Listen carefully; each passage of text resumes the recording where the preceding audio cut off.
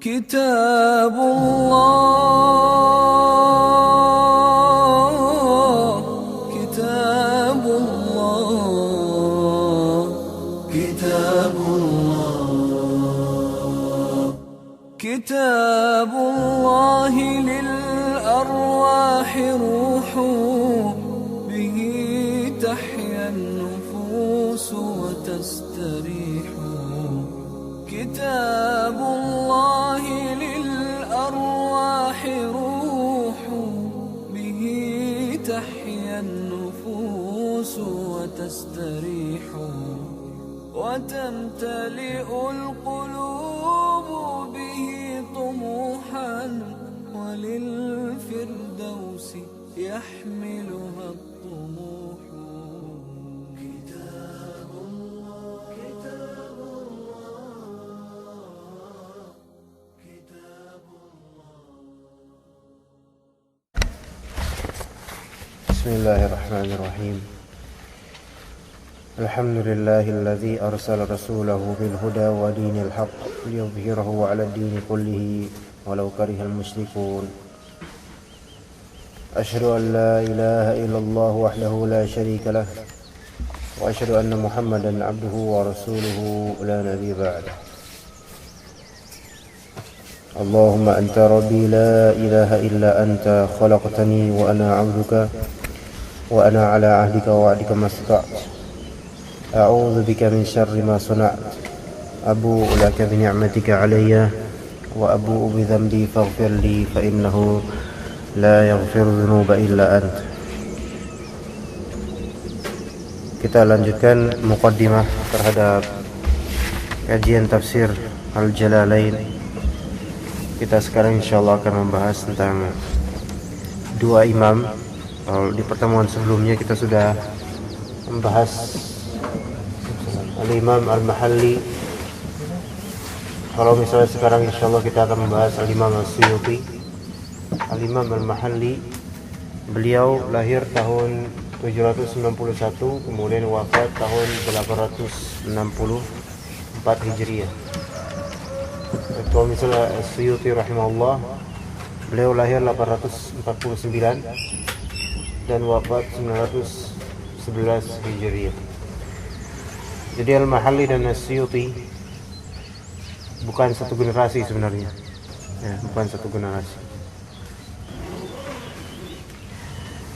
Jadi wafatnya ini, kemudian As-Suyuti di generasi berikutnya melanjutkan tafsir Al-Jalalain ini. Kita lanjutkan halaman ketiga. Wa amma al-Hafiz Jalaluddin Abul Fadl Abdul Rahman bin Abi Bakr bin Muhammad As-Suyuti Asy-Syafi'i. Jadi kunyahnya Abul Fadl, laqabnya Jalaluddin Al-Hafiz. Nama asli Abdul Rahman. Ya, dia As-Suyuti. Nama asli Abdul Rahman. Kalau misal Mahalli nama asli siapa? Muhammad. Ya Muhammad. Ini Abdul Rahman. Baik, As-Suyuti Asy-Syafi'i sahibul mu'allafatil fa'iqatin nafi'ah. Pemilik mu'allafat, karya-karya. Mu'allaf, karya, ya. Mu'allafat, karya-karya. Al-fa'iqah, outstanding gitu. Fa'iqah itu al-mutamayyiz, outstanding, tinggi, fauq. An-nafi'ah, yang bermanfaat. Wulida fi Rajab sana 49 wa 800. Dilahirkan di bulan Rajab tahun 849 Hijriah. Dan kemudian ada hal yang mencengangkan beliau, yang mencengangkan dari kehidupan beliau. Wa tuwfiya waliduhu wa lahu min al-umri 5 sanawatin wa 7 ashhur. Atau tambahin tuwfiya ini, kalimat tuwfiya untuk tambahin titik 2 di sini. Tuwfiya itu. Walidnya yaitu bapaknya wafat. Walahu minal umur, dan beliau memiliki umur 5 sanawat wa 7 ashhur, 5 tahun 7 bulan itu umurnya.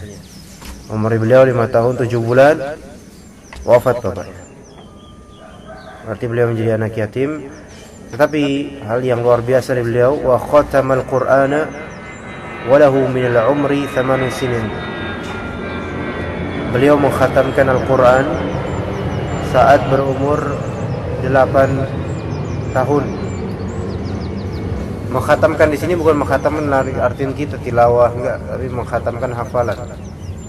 Ya, jadi bahasanya ulama itu khatam Al-Quran itu bukan khatam baca.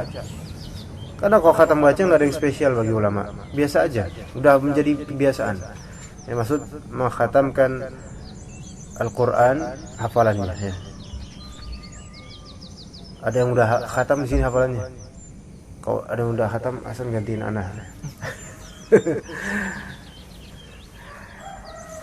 Sebenarnya bagus juga kalau misalnya kita mengkhatamkan Al-Quran di majlis gitu. Sepertiga, satu halaman. Khatamnya setahun sekali. Nah ini As-Suyuti bukan sekadar baca loh. Khatamin Al-Quran dengan artian hafal. Dan hafal kan membutuhkan pengulangan, murajaah. Ya. Pada usia 8 tahun. Dan dalam keadaan tidak punya bapak. Ya. Wa hafidha katsiran min al-mutun. Dan menghafal banyak dari matan-matan. Ya, di sini matan-matan baik matan hadis atau matan kitab. Wa akhadha an syuyukhin katsirin, mengambil ilmu, akhadha al-ilm ya, an syuyukhin katsirin, dari banyak dari para masyayikh. Addahum tilmidhuhu ad-Dawudi tambahin juga titik 2. Fabalagha bihim 51. Tilmidnya yaitu Imam ad-Dawudi. Addahum, adda ya'uddu, artinya menghitung mereka semua ini, menghitung syuyukhnya Imam As-Suyuti. Fabalagha bihim, mencapailah mereka ini 51, 51 syekh, 51 guru, 51 ustaz. Kama adda muallafatihi, fabalagha biha ma yazidu ala al-500 muallaf. Sebagaimana beliau Ad-Dawudi menghitung karya-karya Suyuti, maka mencapai ma yazidu, lebih dari 500 karya. Subhanallah ya. Jadi 500 karya, 500 judul lah intinya. Wa syuhratu muallafatihi tughni an dzikriha. Tambahin titik 2 juga. Syuhrah, pamoritas, keterkenalan karya-karya beliau. Tughni an, cukup ya, daripada menyebutkannya. Jadi maksudnya saking sudah masyhurnya karya-karya beliau, jadi nggak perlu disebutkan di sini. Jadi As-Suyuti dengan Al-Mahalli lebih banyak jauh karyanya As-Suyuti ya. Lebih jauh lebih banyak karya As-Suyuti, lebih produktif beliau ya. Lebih-lebih memang dari kecil beliau sudah diajarkan Al-Quran, menghafal dan seterusnya. Dan hafalan beliau luar biasa. Jadi ini bedanya. Al-Mahalli kemarin kita pelajari, Al-Mahalli kalau suruh urusan hafalan lemah sekali. Tapi urusan pemahaman detail dan luar biasa. Nah, makanya Syekh Abdul Karim Al-Khudair berkata, ini perbedaan antara As-Suyuti dengan Al-Mahalli dengan As-Suyuti itu di hafalan dan pemahaman. Kalau dari segi hafalan, As-Suyuti jauh melampaui Al-Mahalli. Kalau dari segi pemahaman, Al-Mahalli jauh lebih detail dan lebih baik daripada As-Suyuti ya. Allah Subhanahu wa taala memberikan hikmah pada siapapun yang Allah kehendaki. Faqad ishtaharat syarqan wa gharba. telah masyhur muallafatnya Suyuti timur dan barat. Wa ruziqat qabulan nas, dan muallafat tersebut dirizkikan penerimaan dari manusia. Ya. Wa kana As-Suyuti rahimahullah ayatun fi sur'ati at-ta'lif. As-Suyuti rahimahullah ayat itu artinya tanda. Di sini ayatun fi sur'ati at-ta'lif adalah lafal ta'lil namanya. Bukan lafal jarah, lawannya dari lafal jarah dengan lafal ayat. Ayat ini tanda-tanda kekuasaan Allah dalam cepatnya atau berkarya menulis. Tapi memang Suyuti ini termasuk ulama yang lebih condong ke menulis dibandingkan ta'lim seperti ini. Jadi ada sebagian ulama memang mereka ini tidak dikenal sebagai seorang mudarris, tapi lebih dikenal sebagai seorang muallif. Saking banyaknya ta'lifatnya dan sedikitnya jadwal untuk mentadris. Wallahu a'lam, di antaranya Suyuti yang terkenal akan hal itu. Ada pula ulama yang memang beliau atau mereka luar biasa, muallafatnya banyak, sekaligus mengajarnya juga banyak. Di antara Syekhul Islam Ibnu Taimiyah. Ya.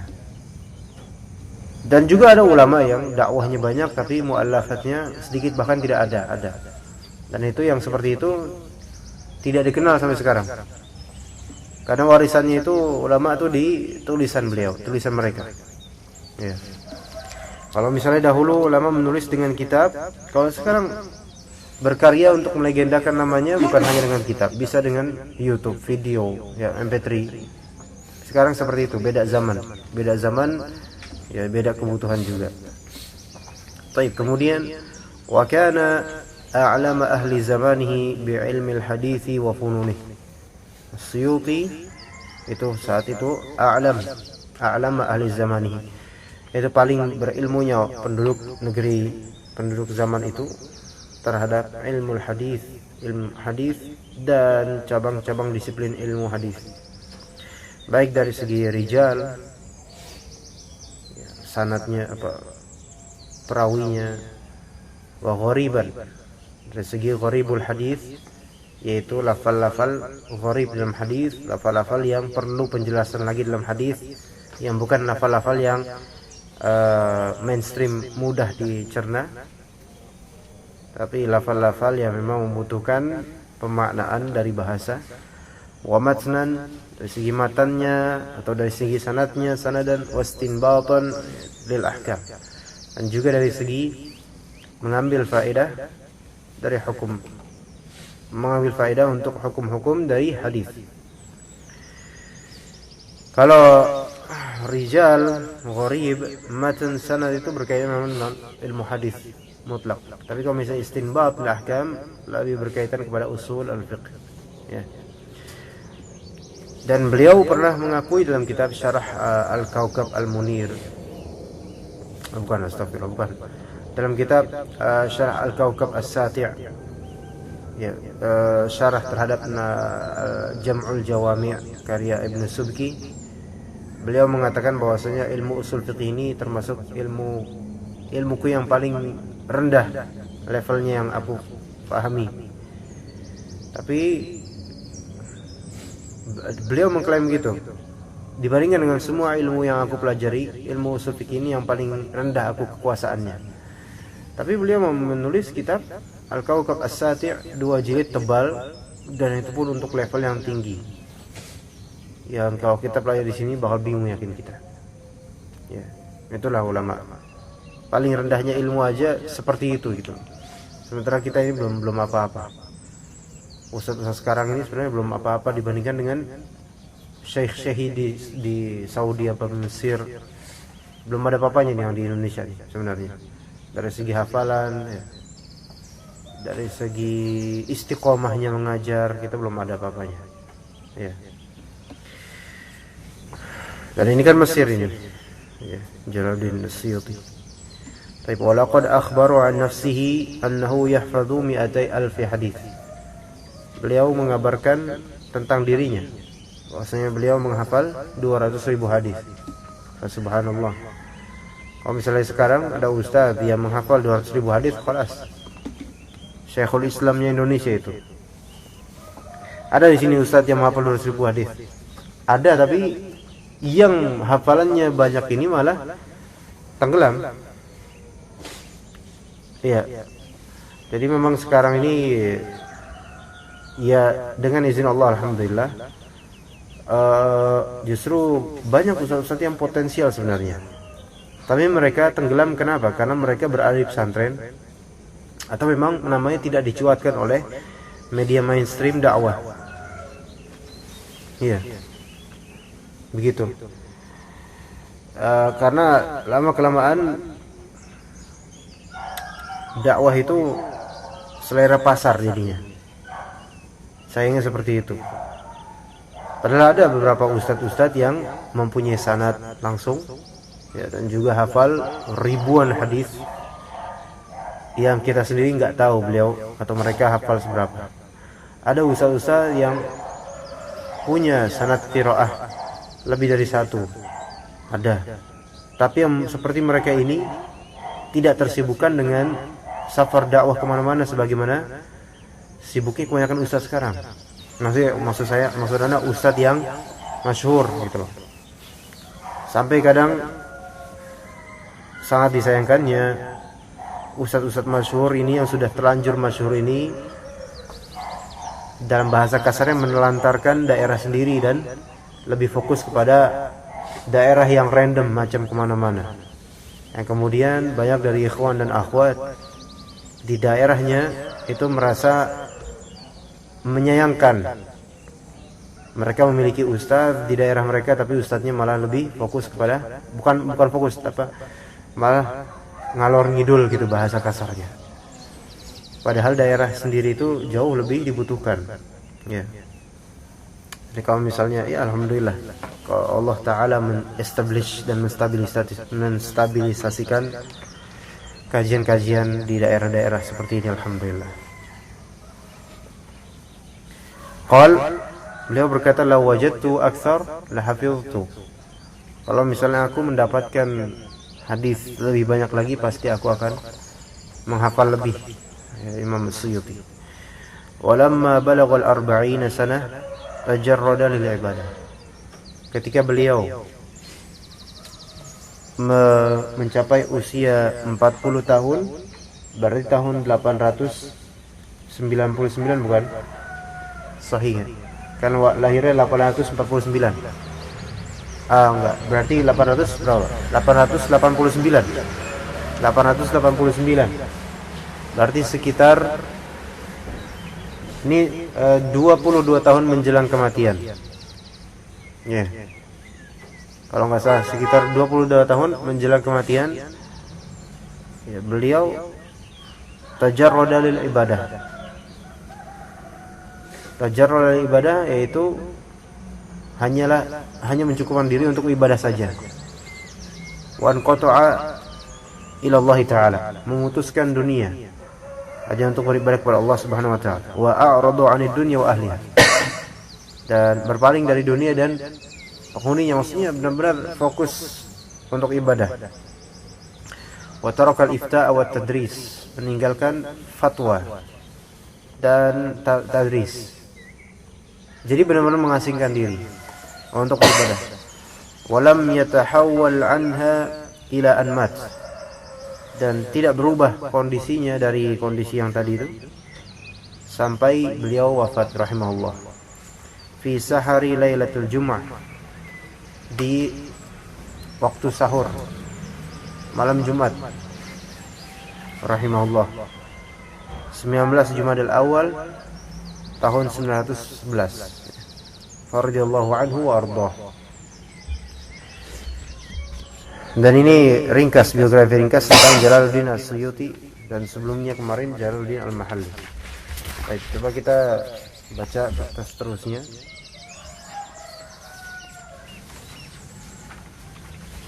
At-ta'rifu bihadha at-tafsiri wa tariqati muallifaihi fihi. At-ta'rifu bihadha at-tafsiri wa tariqati muallifaihi fihi. Qal ishtaraka في هذا التفسير كما قلنا الإمامان الجليلان جلال الدين المحلي وجلال الدين السيوطي. اشترك artinya apa ishtarak? Berserikat. Apa artinya berserikat? Berkolaborasi. Hasan. Berkolaborasi dalam tafsir ini sebagaimana yang kita katakan, yaitu dua imam ini. Dua imam ini berkolaborasi, tapi mereka tidak merencanakan untuk berkolaborasi. Enggak. Yang lebih dulu mana? Siapa yang lebih dulu?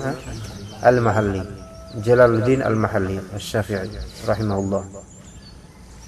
Coba kita lihat ceritanya. Wa amma Jalaluddin Al-Mahalli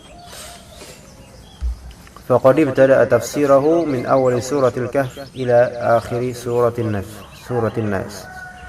Thumma ibtada'a bi tafsir al-Fatihah وبعد أن أتمها اخترمته المنية فلم يفسر ما بعدها. Adapun Jalaluddin Al-Mahalli, beliau ibtada'a tafsirahu, memulai tafsirnya min awali suratil Kahf, dari awal surat Al-Kahfi sampai akhir surat An-Nas. Yang kita tahu surat Al-Kahfi itu juz 15. Jadi beliau memulai dari pertengahan. Kalau misalnya kita hari Sabtu dan Ahad kita kajian tafsir surat Al-Isra, itu dari juz 15. Sebenarnya dari juz 16 kalau mau plok pertengahannya. Nah, ini beliau mulai dari surat Al-Kahfi sampai An-Nas. Kemudian baru ibtada'a bi tafsir Al-Fatihah. Setelah An-Nas selesai, beliau memulai dengan tafsir surat Al-Fatihah. Wa ba'da an atammaha, setelah menyempurnakan tafsir surat Al-Fatihah yang ringkas, yang kalau misalnya kita lihat cuma 2 halaman, ya kalau di sini 2 halaman ya. Cuma 2 halaman. Ikhtaramathul maniyah, menyetopnya. Ya, al-maniyah artinya maut. Al-maniyah sebagaimana dalam syair, dalam salah satu prosa, al-maniyah la ad-daniyah. Al-maniyah artinya kematian. Kematian menghentikannya. Falam yufassir ma ba'daha, sehingga beliau tidak bisa menafsirkan setelah Al-Fatihah. Berarti dari Al-Baqarah sampai Al-Isra yang menafsirkan adalah Jalaluddin As-Suyuti rahimahullah. Wa amma Jalaluddin As-Suyuti faqad jaa ba'da Jalal Al-Mahalli fakammala tafsirah. Adapun Jalaluddin As-Suyuti datang setelah Jalaluddin Al-Mahalli, kemudian kammala tafsirah, menyempurnakan tafsirnya Al-Mahalli. Fabtada'a bi tafsir surat Al-Baqarah, maka mulailah beliau dengan menafsirkan surat Al-Baqarah. Wa intaha 'inda akhir surat Al-Isra, dan intaha mengakhiri di akhir surat Al-Isra. Wa wada'a tafsir Al-Fatihati fi akhir tafsir al-Jalal al-Mahalli litakuna mulhaqatan bih. Wa wada'a, dan Imam As-Suyuti menaruh tafsir Al-Fatihah bukan di awal, tapi di akhir tafsirnya Jalal al-Mahalli, setelah An-Nas. Agar apa? Mulhaqah bih, agar tercocokkan dengan karyanya Al-Mahalli, enggak tercampur dengan karya beliau. Tapi ala kulli hal ya, kita harus mengawali dengan Al-Fatihah. Walaupun Al-Fatihah ini karya siapa? Tafsir Al-Fatihahnya Al-Mahalli. Kemudian Al-Baqarah karya As-Suyuti rahimahullah ta'ala. Jadi itu sejarahnya ya. Sekarang kita tahu nih takbirnya Al-Mahalli dengan Al-Fatihah dengan As-Suyuti dan Al-Baqarah. Al-Baqarah, Al-Imran, An-Nisa, Al-Maidah, dan seterusnya sampai Al-Isra. Wa ba'da hadha, setelah ini, fal Jalal al-Mahalli fassara al-juz' alladhi fassarahu bi'ibaratin mujazah muharrarah. Al-Jalal al-Mahalli menafsirkan juz artinya bagian, Bagian beliau Al-Fatihah, Al-Kahfi sampai An-Nas. Beliau menafsirkan bagian setengah tersebut yang beliau tafsirkan dengan ibarah pengungkapan ya, yang mujazah muharrarah. Mujazah artinya ringkas. Muharrarah itu artinya setelah adanya penelitian.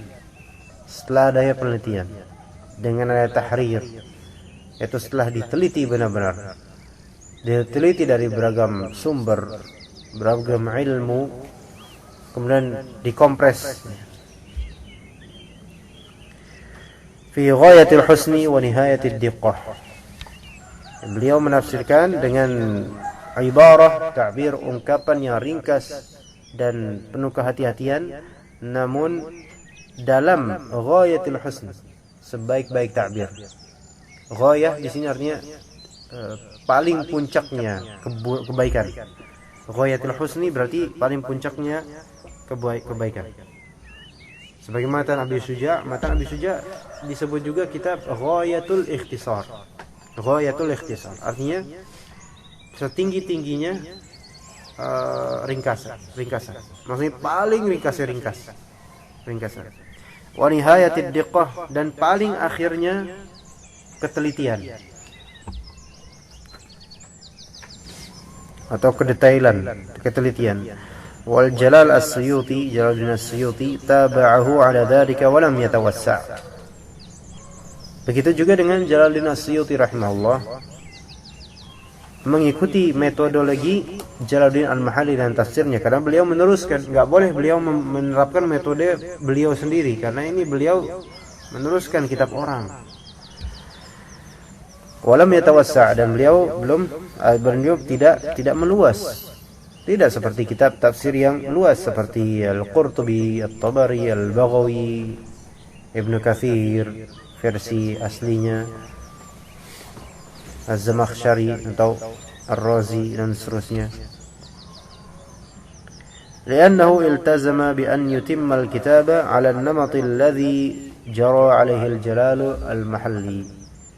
Karena Suyuti beriltizam, yaitu menerapkan, mengharuskan agar dia mengitmam, yaitu menyempurnakan kitab tersebut ala namati, atas format atau frame alladhi jara alaihi al-Jalal al-Mahalli, yang telah dioperasikan oleh al-Jalal al-Mahalli sebelumnya.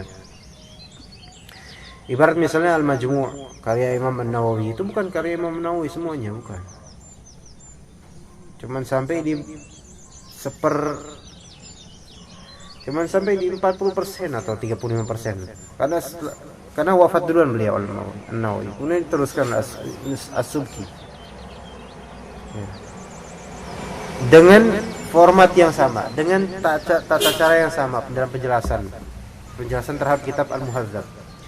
Tapi tetap beda. Kalau misalnya karya As-Subki, terusannya As-Subki dengan aslinya dari An-Nawawi, beda rasanya, beda. Tapi kalau misalnya di sini Jalalain ini, antum akan temukan cita rasa Al-Mahalli dengan cita rasa As-Suyuti sama. Antum seperti kita nggak bisa bedain apa bedanya tafsir Al-Fatihah dengan tafsir Al-Baqarah dari segi format dan cita rasa, sama aja. Jadi itu merupakan kehebatan dari As-Suyuti rahimahullah. As-Suyuti punya kitab tafsir, bukan Jalalain aja.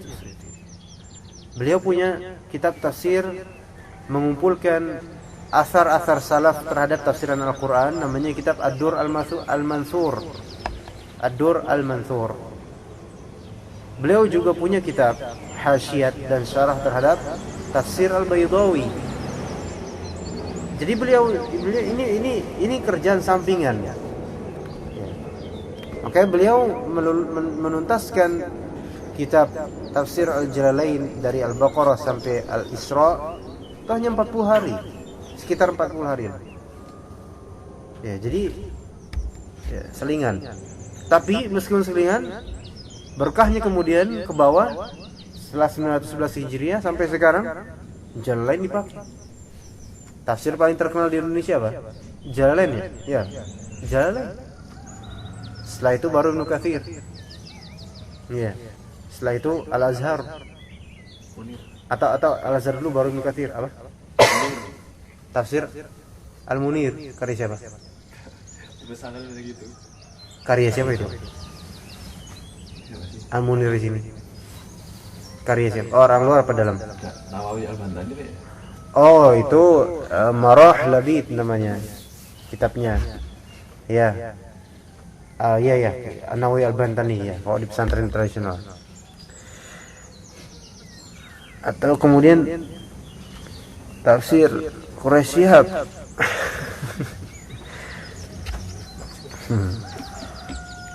Baik, mana sini tadi? Kama awdahahu wa dzalika fi muqaddimatihi. Sebagaimana yang beliau tuturkan, jelaskan di muqaddimahnya. Wa dzakara fi khatimati suratil Isra annahu allafa al-juz' alladhi allafahu fi qadri 40 yawma. Dan As-Suyuti menyebutkan dalam akhir khatimah surat Al-Isra, tafsir surat Al-Isra, bahwasanya beliau menulis juz yang beliau tulis ini dari Al-Baqarah sampai Al-Isra sekadar 40 hari saja. Kama dzakara fi hadzal mawdu'i nafsihi, sebagaimana beliau menyebutkannya di tema ini sendiri, annahu istafada fi tafsirihi min tafsiril Jalal al-Mahalli, bahwasanya beliau mengambil faedah dalam penulisan tafsirnya, beliau mengambil faedah dari tafsirnya Jalaluddin al-Mahalli itu. Jadi sebelum beliau menafsirkan, beliau meriset dulu tafsirannya Jalaluddin al-Mahalli seperti apa, tata caranya bagaimana, modelnya bagaimana, uslubnya bagaimana, ta'birnya bagaimana menyampaikan gharib tentang Al-Quran, ayat-ayat atau lafal-lafal yang gharib, gimana caranya. Beliau kemudian tiru itu tata caranya dengan sebaik-baiknya. Wa annahu i'tamada alaihi fil al-mutasyabihah, bahwasanya As-Suyuti bersandar kepada tafsiran Al-Jalaluddin al-Mahalli dari Al-Kahfi sampai An-Nas, Al-Fatihah, terhadap ayat-ayat yang mutasyabihah. Itu ayat-ayat yang berpotensi adanya syubhat di sana. Maksudnya bukan karena ayatnya, tetapi karena pikiran manusia. Ya. Kama annahu i'tarafa jaziman, sebagaimana beliau mengakui secara pasti benar-benar bi anna alladhi wada'ahu al-Jalal al-Mahalli fi qit'atihi ahsanu mimma wada'ahu huwa bi tabaqatin katsirah. Ini merupakan bentuk ketawaduan As-Suyuti. Beliau mengklaim dan mengakui secara pasti bahwasanya apa yang telah ditulis oleh Jalaluddin al-Mahalli, ya, dari potongan-potongannya ini jauh lebih baik daripada apa yang beliau tulis terhadap tafsir ini bi tabaqatin katsirah. Tabaqat si level, dengan level yang banyak, yaitu levelnya ta'bir Jalaluddin al-Mahalli jauh di atas saya. Itu kata As-Suyuti dengan rendah hatinya beliau rahimahullah taala rahmatan wasi'ah. Baik, insyaallah yang berikutnya kita lanjutkan pada hari Jumat insyaallah taala. Subhanakallahumma bihamdika asyhadu an la ilaha illa anta astaghfiruka wa atubu ilaik. Gelar radhiyallahu anhu itu gimana? Enggak apa-apa.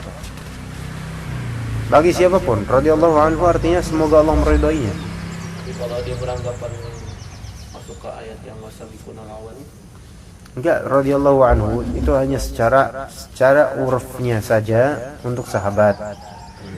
Tapi kalau secara makna itu untuk semua muslim bisa, yang memiliki fadilah gitu. Iya. Hatta ana mengatakan radhiyallahu anhu, enggak apa-apa. Ibarat misalnya rahimakallah, itu rahimahullah itu enggak mesti untuk orang mati, tapi urufnya tradisinya kita untuk orang yang sudah wafat, muslim yang sudah wafat. Enggak apa-apa kita katakan misalnya Ustaz Abu Usama rahimahullah masih hidup, beliau enggak masalah. Asal niatannya bukan main-main. Niatannya rahimahullah dalam artian semoga Allah merahmati beliau, karena rahmat itu dunia atau kubur dan akhirat. Gitu. Juga ridho Allah Subhanahu wa taala boleh. Misalnya Pak Abu Naurah radhiyallahu anhu belum masuk sekarang. Cuma ketika itu akan dijadikan bahan ejekan, bahan apa, itu enggak boleh. Enggak bolehnya bukan dari lafalnya tapi dari konsekuensi atmosfer yang ada. Wallahu a'lam.